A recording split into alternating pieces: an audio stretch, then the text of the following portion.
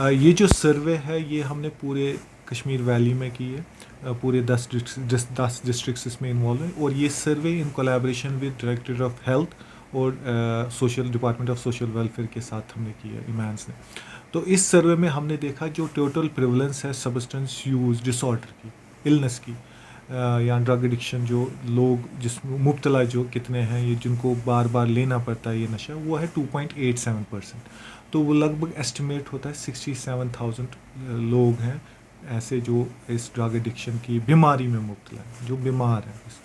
तो इस प्रेवलेंस को अगर हम कंपेयर करें पंजाब की प्रेवलेंस के साथ, जो रिसेंट वहाँ पे सर्वे 2018 में जो नेशनल सर्वे हुआ था, पंजाब हर किसी स्टेट में हुआ था, तो वहाँ से उस परसेंटेज, उस प्रेवलेंस से ही हमारी प्रेवलेंस ज़्यादा निकल रही है, और second to north east states के, ठीक है। तो उस हिसाब से ये बड़ा अलार्मिंग है कि यहाँ पे जो एडिक्शन की जो प्रॉब्लम है वो दिन ब दिन दिखा रहा है कि बढ़ रही है।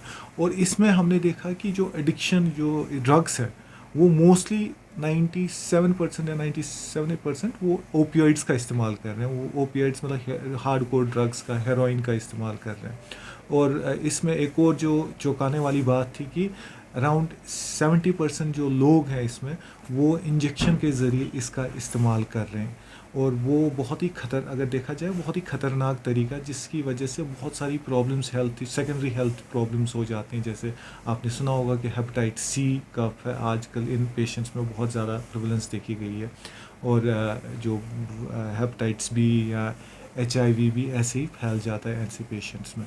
और जो ओवरडोज हम देख रहे हैं आजकल, यंग डेथ्स जो हो रही हैं, ओवरडोज हो रहे हैं, वो इसी वजह से हो रही है। अगर इसमें हम इसकी सर्वे की बात करें, ऑनेस्टली स्पीकिंग ये अक्रॉस स्पेक्ट्रम है, अक्रॉस एज ग्रुप, छोटे बच्चे से लेके हमने टीनेजर्स देखे हैं, 10-12 साल के बच्चे जो इसमें इन्वॉल्व हैं, और ओल्ड अडल्ट मतलब 50 साल के भी बंदे हमने देखे हैं जो इसमें।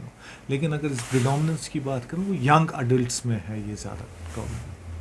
तो सर कुल मिलाकर अगर देखा जाए तो जो हीरोइन है उसका इस्तेमाल जो है वो देखा जा रहा है, तो सर्वे के अनुसार क्या कारण है इसके पीछे कि ये जो है ड्रग एडिक्शन इस तरीके से बढ़ रहा है, जबकि हीरोइन कश्मीर के लिए एक नया चीज़ है? जी, जो हम अगर स्पेसिफिकली सर्वे में जो हमने देखा कि क्या रीज़न्स है वजूहात कि ये इसमें क्यों चले जाते हैं, तो उसमें मोस्टली बहुत सारे वजूहात मिल रहे हैं हमें।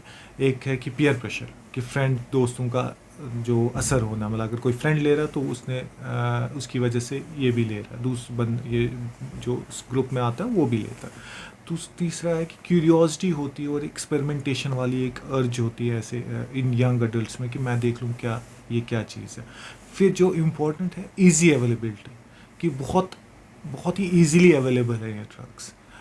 इनका ये कहना होता है पेशेंट्स का कि हम जी बहुत ही एक फ़ोन कॉल पे ये ड्रग्स हमें मिलती हैं। तो एक ड्रग पेडलिंग ज़्यादा हो रही है, एवरी नोक एंड कॉर्नर पे पेडलिंग हो रही है ऐसे मंशियात की। तो ये कुछ वजूहात हैं जिसकी वजह से हमने देखा कि यहाँ पे एडिक्शन जो है वो, कि पाकिस्तान के नापाक इरादे और नापाक हरकतें किसी से छुपी नहीं हैं। पिछले कुछ सालों से ये जो नया खेल उन्होंने ड्रोन के जरिए से वेपन, नारकोटिक्स, IDs भेजने का रचाया है, इसको बार बार नाकाम किया जा रहा है। मगर इसके बावजूद भी काफ़ी सारा असला अमनीशन, हथियार और उसके अलावा नारकोटिक्स की तस्करी जो ड्रोन के जरिए पाकिस्तान की तरफ से की जा रही है, ख़ासतौर पे लश्कर के तौर पर जो ऑर्गेनाइजेशन है, लश्कर की तरफ से इसकी तस्करी हो रही है, और पाकिस्तान की एजेंसियों की पूरी मिलीभुगत के साथ हो रही है।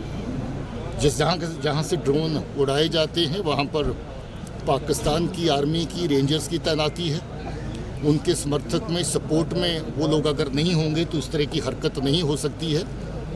इस तरह की हरकतों को नाकाम करने का काम हम लोग कर ही रहे हैं। इसमें बहुत सारी जो लोग मुलव्वस थे उनको पहले पकड़ा गया है। 2014 में होगी, मैं जालंधर से आया, उस टाइम से कर रहा हूँ। 2014 में मैं फ्रेंड सर्कल के साथ घूमने निकला था, तो उस टाइम फर्स्ट टाइम यूज़ किया था मैंने। हीरोइन है, जर्स है, मेन जो यहाँ पे इस टाइम चल रहा है वो हीरोइन ही है, और बाकी LSD भी है। हीरोइन 2 फॉर्म में होता है, एक तो फॉइल पे और इंजेक्ट भी होता है, और ज़्यादा तो इस टाइम यूथ इंजेक्ट ही कर रहा है एज़ कम्पेयर टू फॉइल। और अगर हम मार्केट की बात करें, क्या ये चीज़ें इजीली अवेलेबल हैं बच्चों के लिए यहाँ पे, कि तब वो इन्वॉल्व हो जाते हैं इन चीज़ों में? ईजिली हर जगह है अवेलेबल। वो कोई सिटी है नहीं, मतलब कोई जगह नहीं है जहाँ पे नहीं अवेलेबल है, हर जगह मिलता है। आपने कौन से ड्रग्स किए और कब आपको एहसास हुआ कि अब आपको छोड़ना है? कैसे आपको ये एहसास हुआ? स्टार्ट तो मैंने सिगरेट से किया, उसके बाद चर्च शुरू किया, उसके बाद हेरोइन पहले फॉइल करता था, फिर इंजेक्ट। आफ्टर ऑल जब हर कोई वेन ब्लॉक हो गई, कोई जगह ही नहीं थी जहाँ से इंजेक्ट होता, और कोई फ़ायदा भी नहीं आता था, फिर छोड़ दिया। आज से पहले 10 दिन 15 दिन 2-4 दिन तो बहुत पेन सफ़र हुआ मैं, बट उसके बाद कोई वेन नहीं आती थी जिसमें इंजेक्ट हो सकता था। ये आई भी करना पड़ता है, इसलिए सीधे तो नहीं कर सकते इंजेक्ट। तो अगर हम पैसों की बात करें तो आप पैसे कहाँ से आते थे इन सब चीज़ों के लिए? इसमें 2 चीज़ें हैं। एक तो आप ग्राम के हिसाब से खरीद सकते हो, वो आपको 4000 पड़ता है। अगर आप मतलब क्वांटिटी कम लोगे उस हिसाब से भी मिलता है, 500 रुपये भी मिलता है। नहीं, बट आप अगर बात करें 1 ग्राम की 4000 रुपये एक बहुत बड़ा अमाउंट है, स्पेशली यंग लोगों के लिए, स्टूडेंट्स के लिए। तो वो कहाँ से ये पैसा लाते हैं और फिर कैसे खरीद पाते हैं? ये अब तो ये खुद भी पेडलर बन गए, जो करते हैं ना एक कंज्यूम, वो खुद भी पेडलिंग करता है। वो उसके कुछ ग्रुप सर्कल में अपने कस्टमर्स बना लेता है, उनको देता है, खुद भी करता है, फिर अगले दिन और स्कोर करते हैं, उनका भी चलता है और उसका भी चलता है। अब आप डी एडिक्शन सेंटर में हैं, यहाँ पर आपका इलाज भी चल रहा है, यहाँ कोशिश की जा रही है आप ये ड्रग्स छोड़े। कितने मोटिवेट हैं अब आप इस सब चीज़ से कि आप ये छोड़ने के लिए तैयार हैं? फुल 100% छोड़ने के लिए तैयार हूँ मैं, इसीलिए तो अपनी विल पावर से आया था मैं यहाँ पे, ज़बरदस्ती नहीं लाया। अगर किसी को आप ज़बरदस्ती भी लाओगे, वो आएगा, बैठेगा 10-15 दिन, फिर वापस निकलेगा और करेगा। ये वैसी चीज़ नहीं है कि आप इसको बंद करोगे फिर नहीं करेगा। 6 साल के बाद भी रिलैप्स हो जाते हैं बंदे, साल के बाद, 6 महीने के बाद फिर रिलैप्स हो जाते हैं, वो और करते हैं। तो आप गवर्नमेंट से ये चाहेंगे कि जो अवेलेबिलिटी है इन ड्रग्स की, जो कि बहुत ही आसानी से स्टूडेंट्स को, छोटे बच्चों को मिल पाते हैं, उस पर बंदिश लगे, वो बंद हो ताकि लोगों को मिले ना और इसमें इन्वॉल्व ना हो? हाँ एग्जैक्टली, ये तो गवर्नमेंट मतलब ऐसी कोई पॉलिसी बनाना चाहिए जिससे ये अवेलेबल ना हो।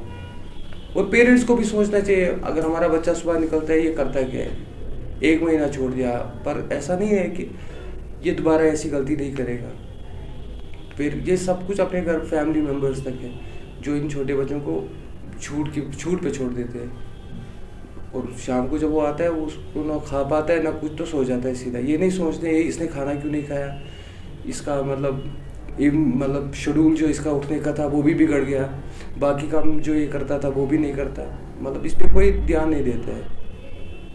तो अगर आपके माँ बाप की बात करें, उनका कैसा सपोर्ट है आपको? इस टाइम पे भी उनका सपोर्ट मिला है? जी, मेरे माँ बाप की अगर आप बात करोगे, उनको पता नहीं था, पूरे 7 साल उनको नहीं पता था, क्योंकि मैं खुद काम करता था, मैं अपने पैसों से, मैं उनसे पॉकेट मनी नहीं लेता था। उनको पता था ये काम ही कर रहा है, ऐसा था। उसके बाद मेरी एंगेजमेंट होनी थी, तब उनको पता चला, मैंने नहीं माना, मैंने बोला मैं नहीं शादी करूँगा। उसके बाद उनको पता चला कि ऐसा है, और अब उनको मान के चलो 6 महीने पहले पता चला। वो मुझे रोज़ बोलते थे हॉस्पिटल चलो, मैं भागता था, मैं जम्मू जाता था, दिल्ली जाता, यहाँ नहीं रहता था। फिर परसों जब सब कुछ बंद हो गया, मैंने सोचा अब ना, बस ये एंड है, अब तो छोड़ना ही है। तो आपके माँ बाप अब आपको सपोर्ट कर रहे हैं? फुल। माँ बाप तो हमेशा सपोर्ट करता है, माँ बाप को ऐसा नहीं है कि उन्होंने कभी सपोर्ट नहीं किया, वो हमेशा सपोर्ट करेंगे जब आप खुद छोड़ना है।